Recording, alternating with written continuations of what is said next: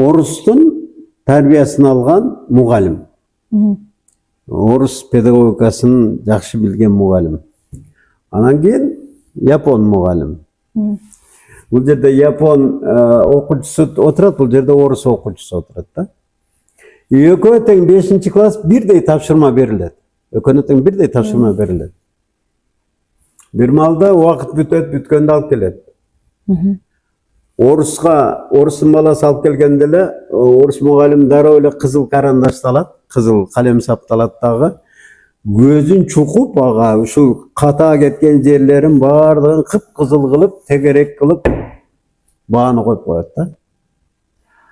А япон көк карандашты алат дагы, туура чыгарылган эсептерди тегерек кылып, сен кантип ушундай жолдорду таптың деп мактап коет баягы. Мына эки номерде эки маселе ушунчалык мага жакты дегенде япон окуучу рахмат деп туруп, тетрадты алып барып кайрадан отуруп, калган 3 маселесинин үстүнөн иштеп атат. Ошол калган үчөөндө кандай ката бар экен деп ошону издеп атат. Катаны издетип атат бул мугалим. А бул мугалим тиги орус окуучу барып отурду, кайра болду, бүттү депчи. Себеби бул бааны коюп койду да 2 депчи. Дальше ойлонбойт. Ойлонбойт. Баасын алды, маанайы түштү. Кереги жок буга. Ойлонбойт да. Тиги биздин Кыргызстандагы мектеп кандай болуп атат? Мындай болуп атабы же мындай болуп атабы? Кайсынысындай болуп атат? Орустукундай болуп атат. Орустукундай болуп атат да.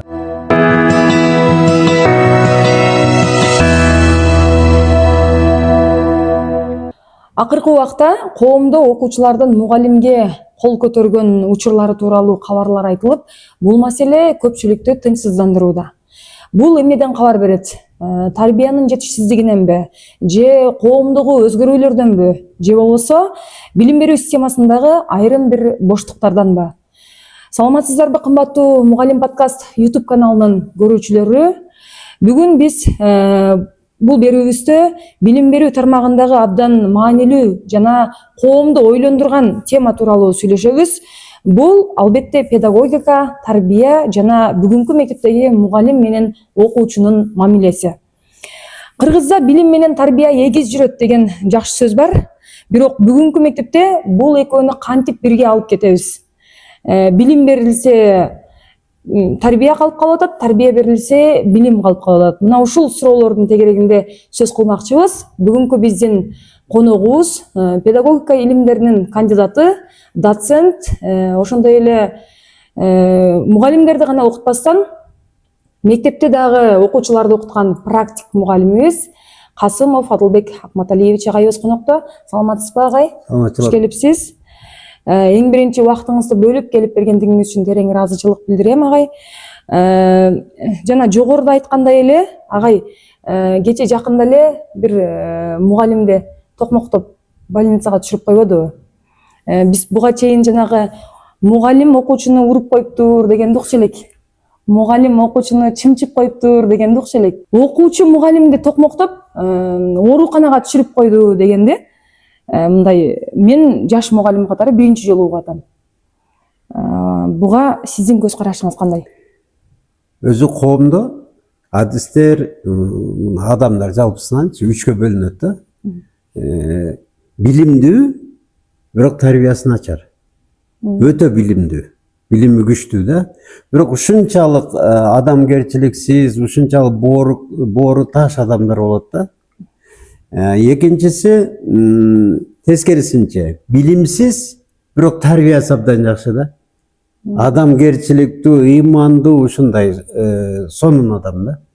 Билим эле жетпейт ал кишигечи. Анан үчүнчү топ бар, булар азчылык. Билими дагы келишкен, тарбиясы да келишкен. Бирок алар аз.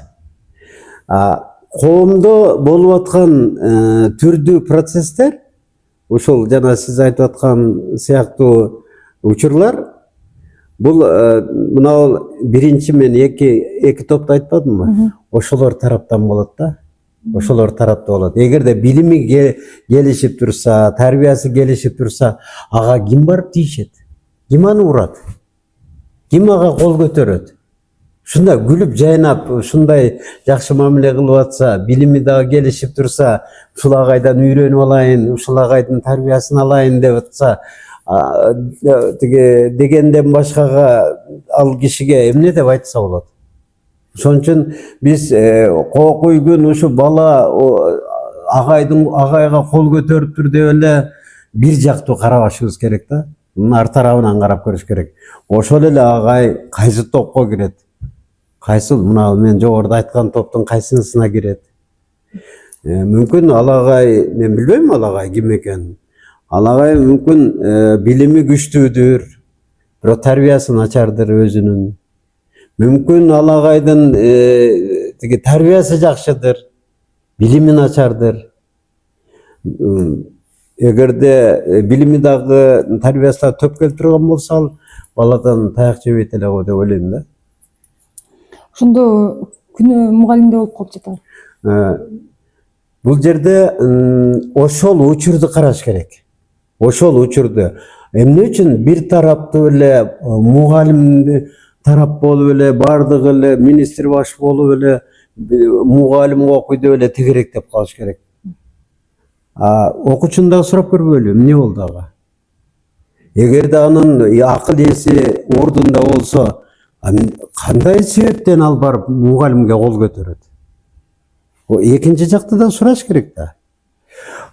Бизде ушул коомдо деги эле адамзатта ушундай неме бар да, адат бар да. Таяк жеп калган жакка боор уруп баштайт да адамдарчы. Таяктаган киши аны жек көрүп баштайт. Эмнеге ушундай болуп, эмнеге кол көтөрдү деп ал жакты абдан тебелеп, бул жакты аябай себеби бул жабыркап калды да. Ошон үчүн эки жагын бирдей караш керек го деген ойдомун. Мен ал бала сонун бала эле деп дагы айта албайм. Агай сонун агай эле деп да айта албайм. Билимдүү, анан тарбиясы да күчтүү эле деп да айта албайм. Мен билбейм ал экөөнү. Бирок факт, бала тиги мугалимге кол көтөрүп атат. Мындай адамдык позициядан алалы, бири мугалим эмес, бири окуучу эмес дейли да. Эки киши ушундай учур болушу мүмкүнбү? Бири-бирине кол көтөргөн болобу? Жашоодо барбы? Болот. Ошондой эле бир учур катары караш керек мунучу.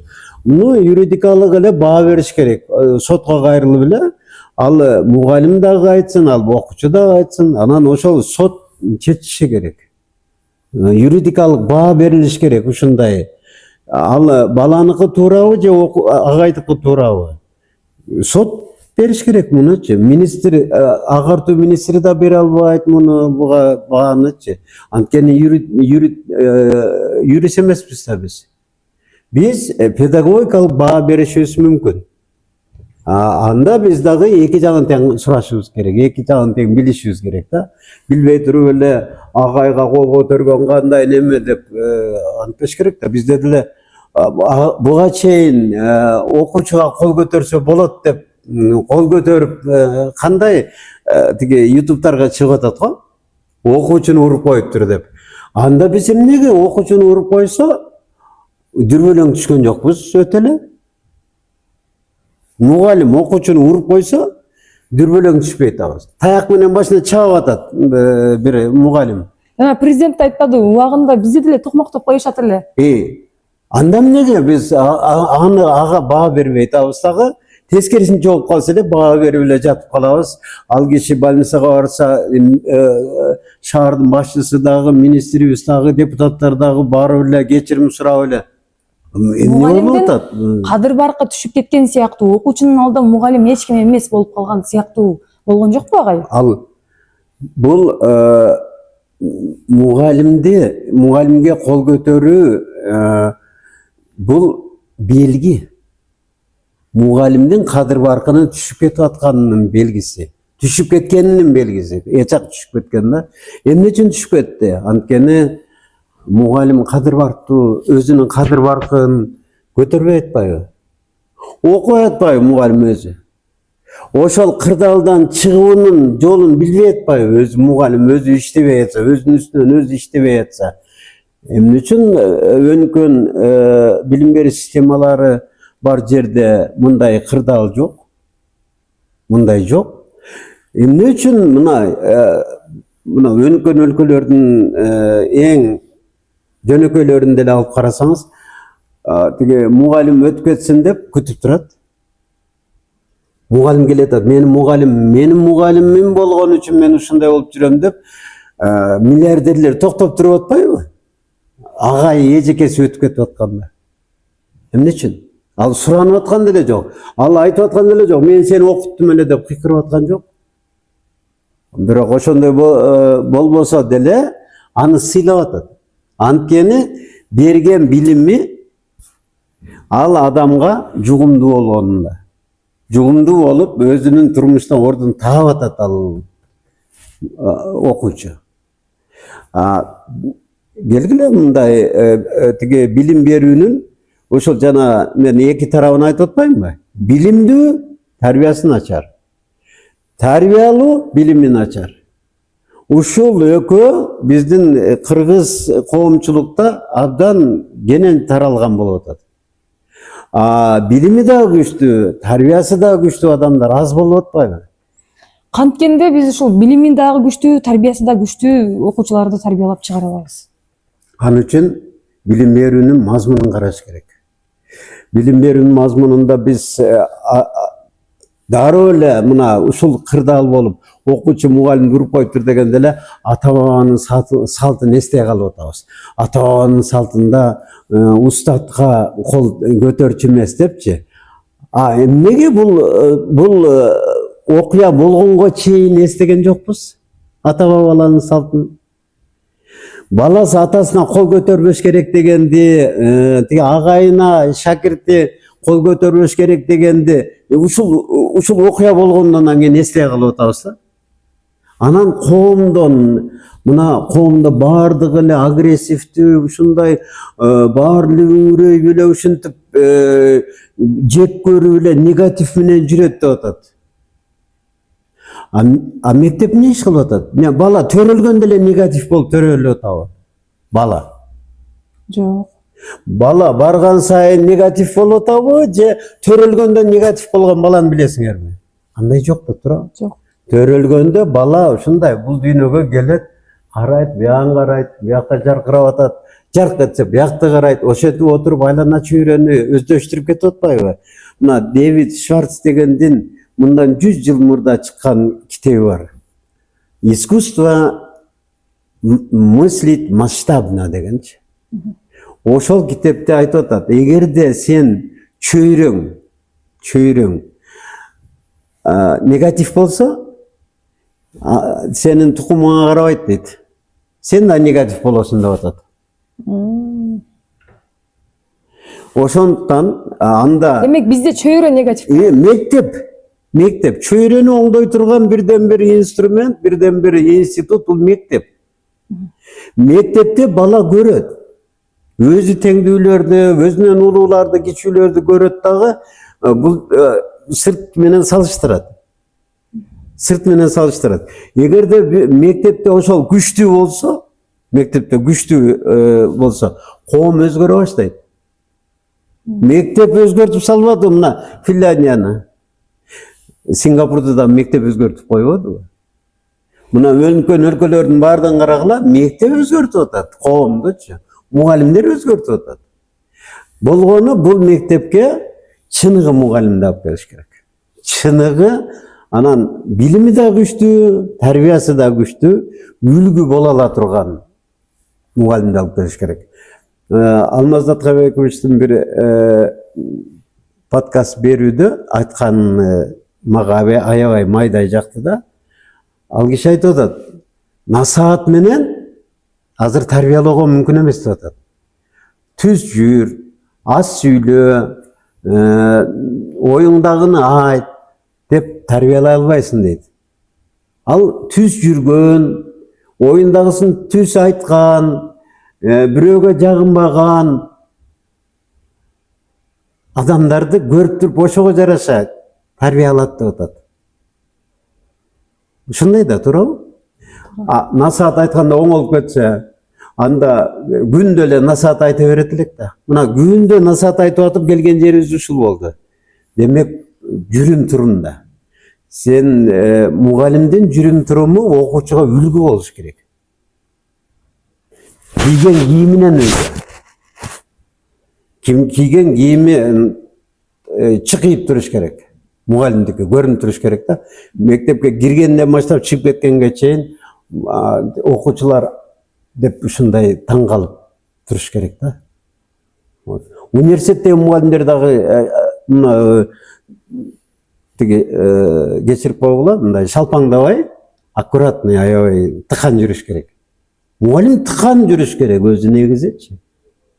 Анан үлгү боло албай туруп, анан кийин бирөөнү күнөөлөгөндү токтотушубуз керек го деп ойлойм да. Мугалим ошол тиги кишинин ордунда башка бирөө болсо ойлонмок да. Эгерде чыныгы мугалим болсо, ал мындай жабыркап калган кишинин ролунда эмес, токтоп тургула. Мен өзүмдү анализ кылайын. Мен ага чейин эле сабак бердим. Ошол таяк жегенге чейин эле ошол класста сабак берип чыккан болчумун. Мен анализ кылайын, мен эмне кылдым депчи. Алар жөн эле агай сабак өтүп атса келип эле бир чаптыр да. Мен мындай таң калып атам. Кантип эле ал сабакты эртең менен 2 сабакты өткөргөндөн келип 3 класска сабак берип атса эле бир бала келип эле бир чаап атат тиги мугалимдечи. Логика каерде? Жөн эле сабак өтүп аткан мугалимди барып окуучу эч кандай себеби жок барып чаап ийиши, ал окуучу анда окуучуда психологиялык бир проблема бар да анда, туурабы? Ооба. Ошону мен азыр тиги агайды дагы, тиги окуучуну дагы жактап аткан жокмун. Экөөнү анализ кылыш керек. Кырдаал кандай болду эле депчи. Окуучунукун дагы тиги эске алыш керек. Агайдыкын дагы эске алыш керек. Бирок ошол жердеги кырдаалды экөө тең мойнуна албай айтып коюшу мүмкүн. Мойнуна албайчы. Окуучу дагы айтышы мүмкүн. Мен мынтип турсам, агай мынткен депчи. Агай да айтышы мүмкүн. Мен эчтеке деп айткан эмесмин. Мен түз эле кийинки сабакты өтөйүн деп атсам эле келип бир чапты депчи. Себеп натыйжа деген бар да. Натыйжа таяк жеди, значит себеп бар тиякта. Ал бала эс акылы ордунда бала болсо, кантип эле келип эле агайды бир чапсын. Туурабы? Демек, жанакы Сингапурдан келген тренерлер айткандай, биз эми 12 жылга өтүп Сингапурдун мектептерин которуп окутпадыбы? Ошол тренерлер айтты го, мектепке келе жатканда, мектепке 10 метр жакын калганда уже күлүп баштагыла деп. Мектептен дагы 10 метр чыккандан кийин, 10 метр баскандан кийин анан капалансаңар болот. Бирок ага чейин капаланганга болбойт деп айтты да. Ушуну жазып алгыла деп айтты. Демек ошондой кылышыбыз керек да. Негативди азайтыш. Мугалим менин эгерде коомдо үлгү мугалим боло турган болсо, мугалимдики мектепте болобу, сыртта болобу, эки түрдүү болбош керек. Мектепте кандай болсо, сыртта да ошондой болуш керек. Үйүндө да ошондой болуш керек ал мугалимчи. Себеби ал мугалим да. Аны үйүндө балдары үлгү тутат. Көчөдө башка адамдар үлгү тутат. Мектепте окуучулар үлгү тутат. Бул мугалим да. Анан мектепке келгенде бир сабактын ичинде башкача, директорду көргөндө башкача, завучту көргөндө башкача, окуучуну көргөндө башкача, көчөгө чыгып бир таанышты көргөндө таптакыр башкача, үйүнө барганда таптакыр башкача болгон ал мугалим эмес деп эсептейм мен. Ал мугалим эмес. Мугалим кайсыл жерде болбосун ал үлгү болуш керек. Үлгү болуш керек. Жүрүм туруму жагынан да үлгү болуш керек. Сүйлөгөн сөзү менен да үлгү болуш керек. Өткөрүп аткан сабагы менен да үлгү болуш керек да.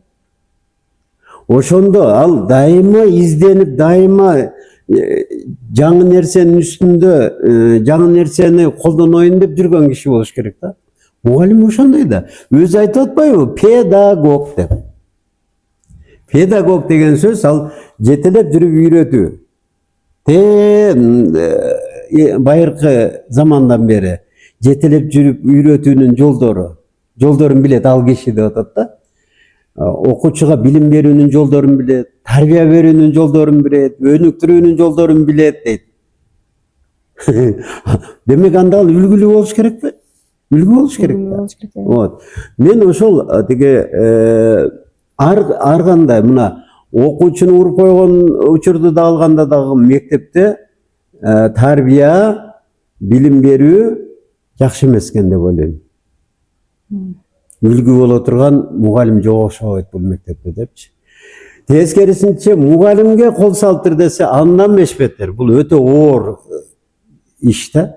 Мугалим таяк жеп атса, демек ал жерде ал мектеп, ал жердеги чөйрө ошондой чөйрө. Окуучулар мугалимди үлгү тутпайт ал жерде. Ошон үчүн ал оорураак. Берке окуучу таяк жеген жерде караганда бул оорураак да. Мугалим таяк жеген жер. А өзү негизи экөө тең таяк жебеш керек. Үйүнөн келетканда окуучу мен кокусунан бир таяк жеп калбайын деп келбейт да, туура. Мен билим алам деп келиш керек. А мугалим да мен да бирөөдөн таяк жеп калбайын деп келбейт да. Ал мен билим берем деп келет да. Экөө тең бир эле максат менен келип атат. Бирөө билимимди берем деп келип атат, бирөө болсо билимди алам деп келип атат. Анан эмнеге бири-бирине кол салып атат? Карап көрсөңөр. Эмнеге кол салып атат? Мугалим окуучуга кол салат, окуучу мугалимге кол салат.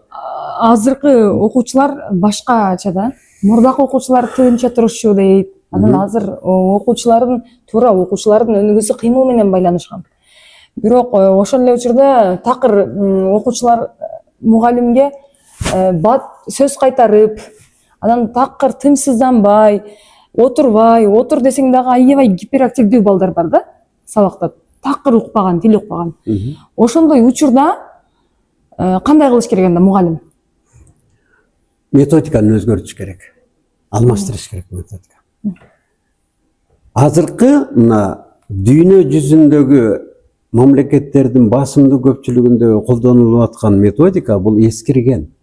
300-400 жыл болгон. Ян Амос, Каменский, Ушинскийлерден бери келаткан индустриалдык коомду түптөп койгон система бүттү. Азыр биз 21-кылымдабыз. Биз азыр технология заманындабыз. Маалыматташуу заманындабыз. Маалымат көп болгон сайын, маалыматтын булактары көбөйгөн сайын адамдарда ошончолук өнүгүү бар азырчы. Кичинекей баланын колунда телефон турабы, ал сизден көп билет. А сиз биздин мугалимдер телефондо маалыматты карагысы келбей атпайбы? А бирөө чалбаса өлтүп алып карайт. Ким чалып атат болду экен деп, чакырып калды бир жакка чакырат окшойт депчи. А өзүн өнүктүрөйүн деп аткан жок да. А бала өнүгөйүн деп максат койбосо деле анын колундагы бардыгы баланын өнүгүүсүнө. Өнүгүү эки түрдүү болушу мүмкүн. Негативдүү өнүгүү, позитивдүү өнүгүү. Кептин бардыгы биз балдар негативдүү өнүгүүгө кирип кетти деп өкүрүп бакырып жертеп келе атабыз да. А кыйын болсоң бул жакка салбайсың. Позитивдүү өнүгүүгө салбайсыңбы? Мектеп салышы керек. Позитивдүү өнүгүүгө салыш үчүн сен методиканы өзгөртүшүң керек. Анткени балдар маалыматты сенден мурда угуп атпайбы? А сен индустриалдык коомдо мугалим билимдин булагы болгон. Мугалим тарбиянын булагы болгон, үлгү болгон да, билимдүү болгон. Ошондой ал булагы деген сөз өзү түшүндүрүп атпайбы? Мугалимден бир нерсени алса болот деген болгон да. Азыр булак боло турган билимге суу сап аткан кишиге булак боло турган толтура болуп атпайбы? Колундагы телефону дагы, подкасттар дагы, көчөдө жүргөн адамдардын сүйлөгөн сөздөрү дагы, кинолор дагы, ушу телевидение, радионун бардыгында, бардык тарапта маалымат море болуп атат. Илимий десе мына жасалма интеллект. Жасалма интеллектиден алып алышып атпайбы? Азыр керек болсо мугалим да ошого көз каранды болуп атпайбы? Сабактын планын түзүп берчи деп, ал түзүп берип коюп атат. Демек, методиканы алмаштырбаса, мугалим болбойт эмичи. Методиканы алмаштырганда кандай болуп алмаштырыш керек? Окуучуну ойлонто турган методиканы үйрөнүш керек азыр. Окуучу ой жүгүрткөндү үйрөтө турган, машыктыра турган методиканы алыш керек.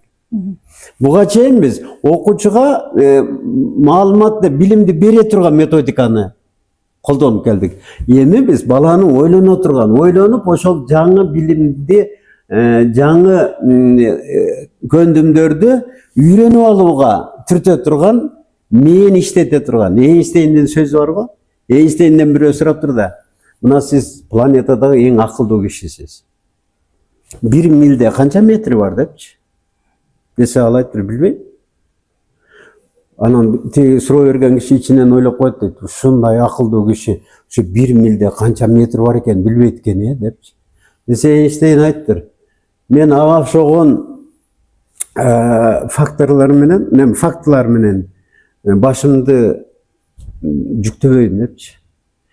Аны мен сизге ушунчалык керек болбосо мен 2 секундда ачып туруп энциклопедиядан таап бере алам депчи. Энциклопедияда турат дейт. Менин башым кампа эмес дейт. Менин мээм ой жүгүртүү үчүн берилген дейт. Мен ошону ой жүгүртүш үчүн колдоном дейт. Аны склад кылып, жана кампа кылып топтоп ошол жерге үйүп алып жүрүш үчүн колдонбойм мен аны мээни деп атпайбы.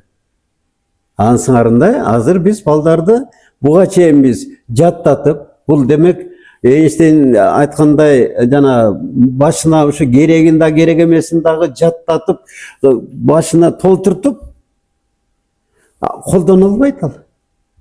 Колдонуш үчүн ойлонуш керек, ой жүгүртүш керек болуп калып атпайбы? Ой жүгүрткөндү үйрөткөн жоксуң да, Айнура. Ой жүгүрткөндү үйрөткөн жоксуң, калыптандырган жоксуң. Анда мына жердеги топтолгон билимдин эмне кереги бар? Туура. Демек, биз мугалимдерди азыр куралдандырышыбыз керек. Окуучуну ой жүгүртө турган, нукка сала турган методдорду менен куралданыш керек. Сен ук десе ал укпайт. Эмне үчүн укпайт? Сен билгенди ал 10 эсе жакшы билип атпайбы балачы? Подкасттан карайт, жасалма интеллектиден таап алат, YouTube каналдардан толтура. Мисалы үчүн Пифагордун теоремасын айтып бер десең, 99 түрүн айтып атат го немеде YouTube'дачы. Демек, биз баланы ойлонто турган, ойлонуусун машыктыра турган методдор коетсок, проблема жок. Бир дагы ойлоно албаган бала болбойт. Бардык ойлоно алат. Справкада жазылып турат, дени сак бала деп жаап келип берип атат сага. Туурабы? Мектепке алып келип атат. Ой, психолог айтып атат.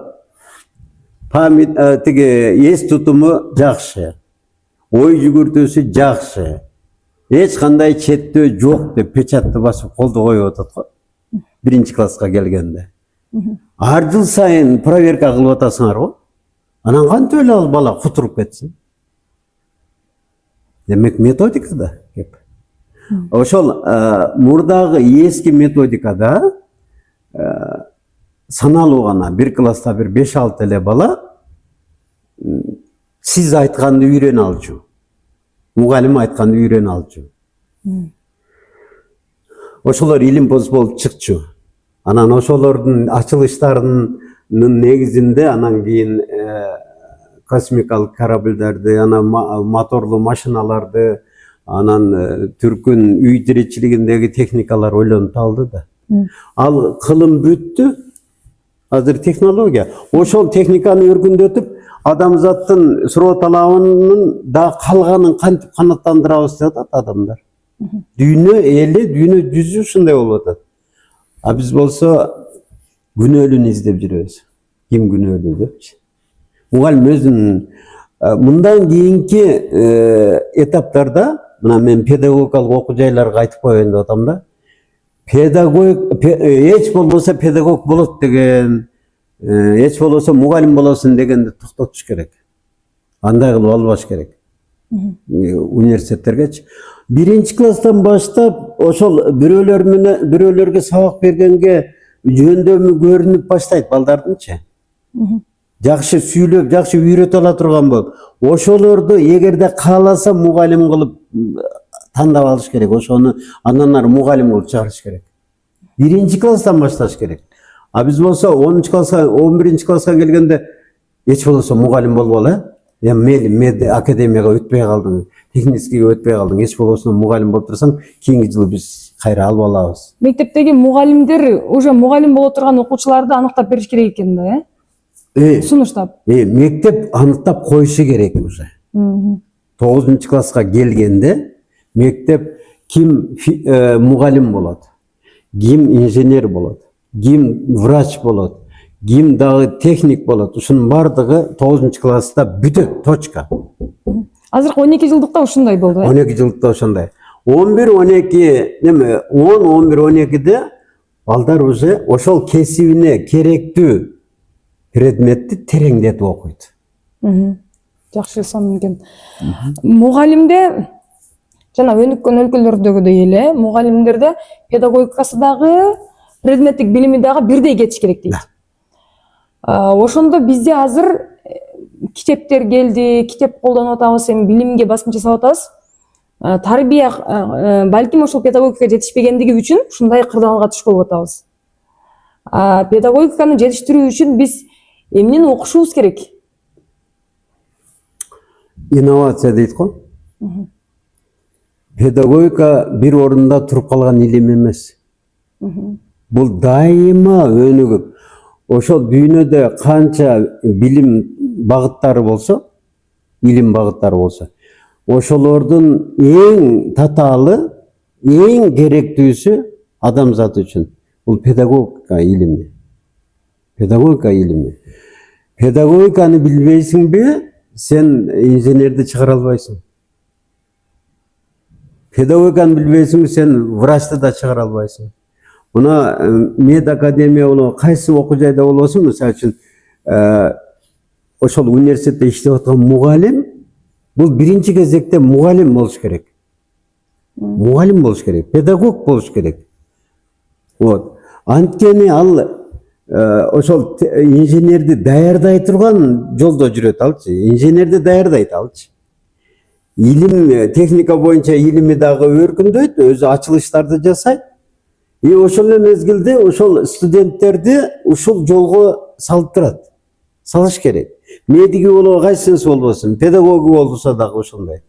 А биз болсо мен педагог эмесмин деп кутулуп кете турган жагдай түзүп коюп атпайбызбы?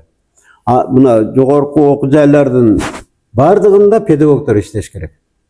Бизде предметтин аябай жакшы билет, болду деп эле ошого басым жасашат да. Эми педагогикасын үйрөнүп аласың. Педагогиканы мындай үйрөнүп алган мүмкүн эмес. Бул Советтер Союзу кезинде дагы ушундай проблема бар болчу. Ушундай кыйын, ушундай окумуштуу, бирок кыялы, ит кыялы. Коллектив менен иштеше албайт. Мындайча айтканда жеке тас. Эч кимдики ушу курчап турган чөйрөдө бардыгы келесо, бир гана ошол акылдуу да. Ушундай адамдар болгон. Билиминде неме жок, талаш жок. Ушунчалык билимдүү, ушунчалык окумуштуу, бирок ушундай кемчилдиги бар. Экинчи жагы бар. Ушунчалык тиги сылык, ушунчалык тарбиясы жакшы, бирок окумуштуу эмес да. Ал жакта да ушундай үчкө бөлүнөт. Эми караңыз, окумуштуулук жагы дагы, педагогдук жагы дагы, жана тарбия жагы дагы келишкендер, булар лидерлер. лидер педагог, лидер адамдар да. Мисалы, мен ошондой кишиди Бекбоев деп эсептечүмүн. Бекбоев Исак Бекбоевич, профессор, эл мугалими. Бул киши ошол мен кээде тамашалап айтып койчумун, сиз мугалим болуп эле туулган болушуңуз керек депчи. Эмне себептен? Математиканы да окумуш билет, предметин, изилдөөнү. Кайсыл математика илими кайсы жерге келип калганын абдан жакшы билет. Ошол эле мезгилде ошол илимий ачылыштардан пайда болгон билимдерди кантип окутуш керек экенин да билет. Жолду көрсөтүп атат, мынтип барсаң сен ошондой ийгиликке жетесиң депчи. Көрсөтө алат. Өзү мындай бизди бул киши мындай окумуштуу болуш үчүн мындай болуш керек деп, тигиндей болуш керек деп бир да сөз айтчу эмес. Биз ошол кишини карап туруп эле ушундай болуш керек экен деп өзүбүзгө жакшы жактарын алчубуз да. Жазып алып келген ишиңди дагы мына жери туура эмес, мынаны оңдо дечү эмес да. Сонун. Өзгөчө мына жерин аябай жакшы так жазыпсың деп койчу да. Көрсөтүп койчу, мына жери укмуш мага жакты деп койду. Демек калган жагында мандем бар деген сөз да, калган жагын ойлон деген сөз да. Ошентип эле койчу эле, катаңыздарды айтчу эмеспи? Жок, ката айтчу эмес ал. Демек мугалимдер биз катасын азыраак айтышыбыз керек экен да, э? Катаны чукуп атып балеге калып атат да мугалимчи. Мен мисал ушундай бир мисалды уккам да. Орустун тарбиясын алган мугалим. Орус педагогикасын жакшы билген мугалим. Анан кийин япон мугалим. Бул жерде япон окуучусу отурат, бул жерде орус окуучусу отурат да. Экөө тең 5-класс бирдей тапшырма берилет. Экөөнө тең бирдей тапшырма берилет. Бир маалда убакыт бүтөт, бүткөндө алып келет. Орустун баласы алып келгенде эле орус мугалим дароо эле кызыл карандашты алат, кызыл калем сапты алат дагы. Көзүн чукуп, ушул ката кеткен жерлерин баардыгын кып-кызыл кылып, тегерек кылып бааны коюп коет да. Япон көк карандашты алат дагы, туура чыгарылган эсептерди тегерек кылып, сен кантип ушундай жолдорду таптың деп мактап коет баягы. Мына эки номерде, эки маселе ушунчалык мага жакты дегенде япон окуучу рахмат деп туруп, тетрадты алып барып кайрадан отуруп, калган 3 маселесинин үстүнөн иштеп атат. Ошол калган үчөөндө кандай ката бар экен деп ошону издеп атат. Катаны издетип атат бул мугалим. Бул мугалим тиги орус окуучу барып отурду кайра, болду, бүттү депчи. Себеби бул бааны коюп койду да, 2 депчи. Дальше ойлонбойт. Ойлонбойт. Баасын алды, маанайы түштү. Кереги жок буга. Ойлонбойт да. Тиги биздин Кыргызстандагы мектеп кандай болуп атат? Мындай болуп атабы же мындай болуп атабы? Кайсынысындай болуп атат? Орустукундай болуп атат. Орустукундай болуп атат да. Азыр баа деп эле ата-энеси деле канча алдың? Мугалим деме, окуучу дагы мугалимден сурайт, эжге канча коесуз? Билимге качан ээ болушат булар? Мектепке барганда баа алыш үчүн барат. Билим алыш үчүн эмес. Ушуну буруш керек. Ушунун методун табыш керек.